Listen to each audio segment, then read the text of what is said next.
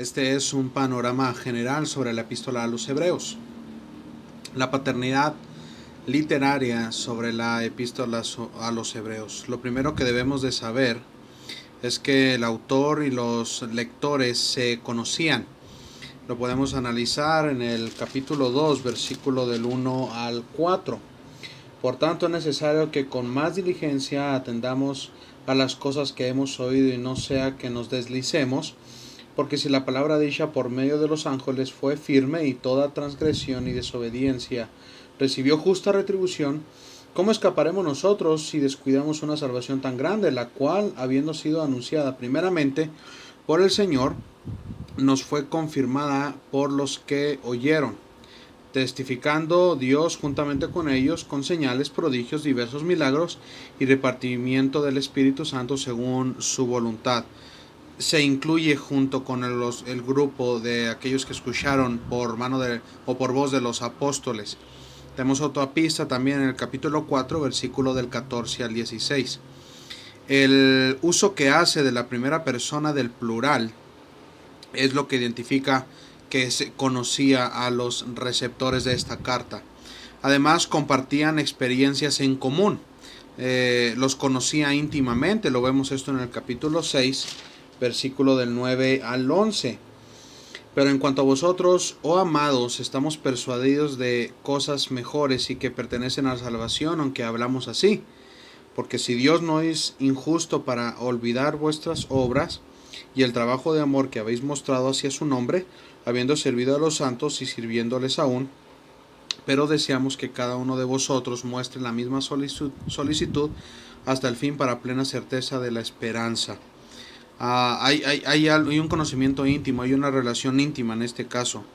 La iglesia oriental, estamos hablando de la iglesia ortodoxa griega, actualmente la iglesia oriental identificaba a Pablo como el autor, pero la iglesia occidental, estamos hablando de lo que equivaldría a la iglesia católica en la actualidad, decía que no, que Pablo no era el autor.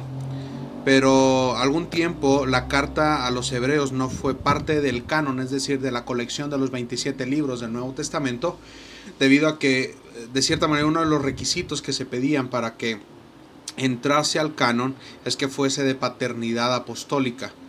Entonces, lo que hicieron algunos, como Jerónimo, Agustín, promovían que Pablo era el autor para que entrase al canon. Ahora, algunos argumentos al decir que Pablo es el autor, por decir, pensando que Pablo es el autor. Similitudes con los escritos de Pablo. Por ejemplo, la obra de Cristo en la creación se menciona en el capítulo 1, versículo 2, en comparación con Colosenses, capítulo 1, del 1 al 16. La humillación de Cristo en la encarnación y crucifixión. Se menciona el capítulo 2 del 14 al 17 y Filipenses 2 del 2 al 8. El nuevo pacto, mencionado en el capítulo 8, versículo del 6 al 12, y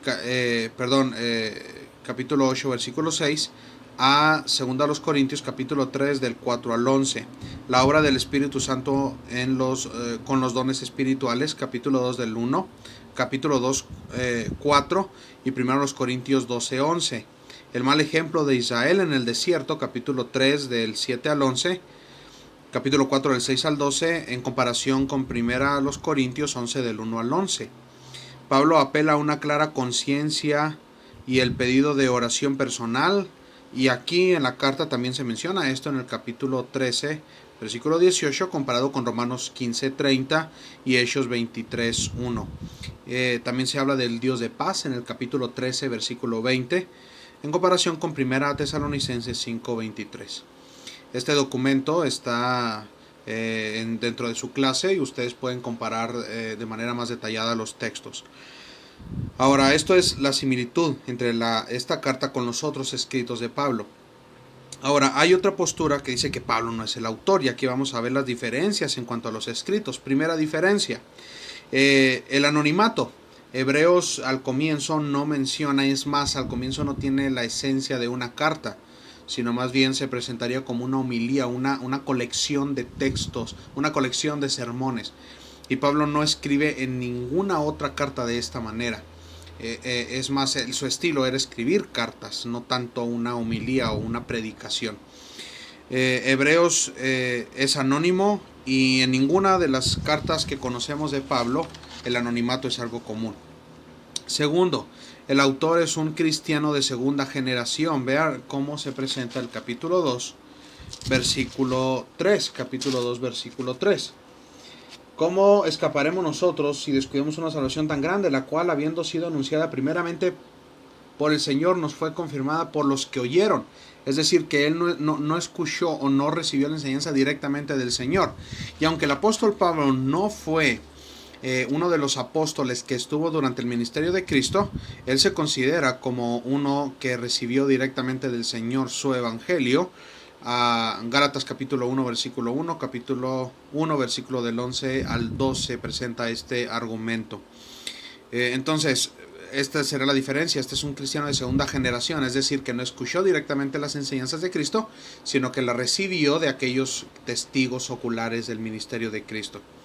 El tercer argumento, que Pablo no es el autor, es el estilo clásico del griego, que Pablo no usaba. Es decir, el estilo del griego es muy diferente si comparamos las 13 cartas del apóstol Pablo y la epístola a los Hebreos. Pablo no habla de Cristo como sumo sacerdote en ninguna de sus cartas, y el autor de Hebreos sin duda es un tema fundamental, por lo vemos en el capítulo 4. El concilio de Hipona en el 393 y el concilio de Cartago en el 397 no establecen a Pablo como su autor. Esto es parte de la evidencia histórica. Calvino dijo que el autor fue Clemente de Roma, un padre de la iglesia primitivo, y se lo atribuía a él. Lutero decía que había sido Apolos, el mencionado ahí en Corinto, en 1 Corintios, que fue Apolos. Otros dicen que fue Bernabé, debido a que era un levita, y algunos otros dicen que fue Lucas. Ahora, yo me inclino a pensar, y me gustaría, sin ser dogmático en esto, porque sin duda ningún erudito respetable dice que es el autor el que él dice, sino que se cree o se piensa. Es decir, la carta a los Hebreos hasta la actualidad sigue siendo anónima. No hay una postura específica que Pablo o alguno de los mencionados fuese el autor. Yo me inclino a pensar que fue Bernabé. ¿Debido a qué? Primeramente a lo que dice Hechos 4:36, que era un levita. Y ustedes, si ven toda la naturaleza del escrito a los Hebreos, está hablando del sistema sacrificial, del tabernáculo, de Cristo como del sumo sacerdocio. Es un argumento claramente de alguien que conocía a profundidad el Antiguo Testamento y conocía a profundidad el sistema ritualista del templo, de la clase sacerdotal, de los sacrificios. Bernabé sin duda tenía estas cualidades debido a que él era un levita, es decir, él estuvo o tuvo que haber estado involucrado en algún sentido, ya sea en su preparación y involucrado en participar en los rituales del templo. Segundo motivo, Bernabé tiene una trascendencia fuerte en el libro de los Hechos, tanto en la participación en la iglesia de Jerusalén antes de conocer al apóstol Pablo, al introducir al apóstol Pablo dentro de los líderes de la iglesia. Después él es el que lo trae, él es el que lo entrevista, él es el que lo presenta ante los apóstoles. Después tiene bastante relevancia porque es alguien que es comisionado para poder confirmar el evangelio en la iglesia de Antioquía de Siria. Es el que llama al apóstol Pablo a participar junto con él y es el que comienza el primer viaje misionero internacional, tomando el liderazgo y después dejándoselo a Pablo. Es decir, Bernabé tiene una relevancia significativa en el libro de los Hechos, por lo menos en los primeros 13 capítulos del libro de los Hechos. Entonces, me gustaría que fuese Bernabé, pero esto es mera especulación. Entonces sigue siendo anónima esta carta hasta ahorita. El destino, es decir, ¿para quién va dirigida esta carta? Probablemente a judíos cristianos, sin duda la esencia es judía. El uso frecuente del Antiguo Testamento es algo sumamente relevante. Los lectores conocían los rituales judíos. El autor no tiene que explicar de cómo funcionaba el ritualismo judío, es decir, el autor da por hecho de que los receptores conocen de lo que el autor está hablando, por si lo vemos en el capítulo 9. La advertencia de regresar al judaísmo en el capítulo 6 del 1 al 2. El uso del griego y la Septuaginta, es decir, la versión griega del Antiguo Testamento, sugieren que eran judíos helenistas, es decir, que eran judíos que hablaban griego. Los receptores no habían visto y oído a Jesús directamente. Esto lo vemos ya en el capítulo 2, versículo 3. Y la referencia a Italia en el capítulo 13, versículo 24, puede dar una pista que serían judíos helenistas residentes en Roma. Sin duda había una comunidad muy grande de judíos en Roma. Entonces tal vez eran judíos cristianos helenistas, es decir, que su idioma natal era el griego, que vivían en Roma. Tal vez estos serían los receptores. Propósito de la carta. Hay un requerimiento a permanecer en la fe. En el capítulo 3 del 6 al 14 lo vemos. Por el peligro de olvidar al Dios verdadero. Vean lo que dice el capítulo 3 versículo 12. Mirad, hermanos, que no haya en ninguno de vosotros corazón malo de incredulidad para apartarse del Dios vivo.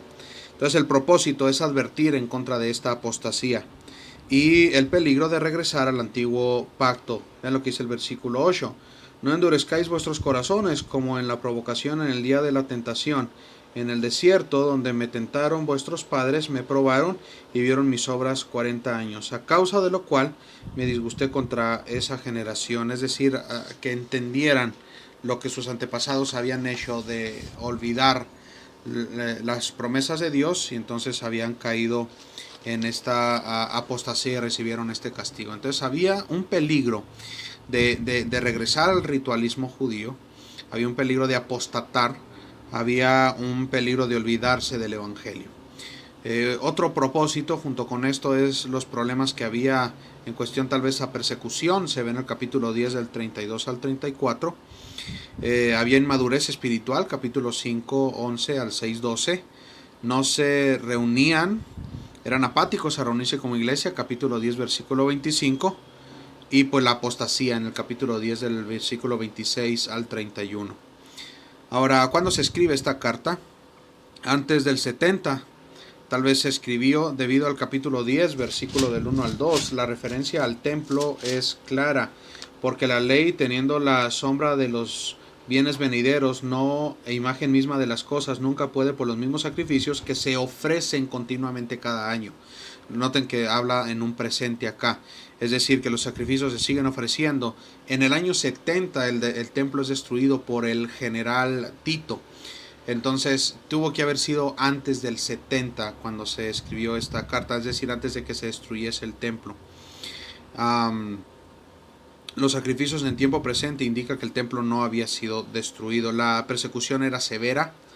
Entonces tal vez estamos hablando de el tiempo en donde se comienza la persecución de Nerón, que fue la persecución más severa en contra de los cristianos, porque hubo persecuciones locales por parte de los judíos, pero no una persecución a nivel imperio de parte del emperador mismo. Pero con Nerón sí, la persecución comienza en el año 64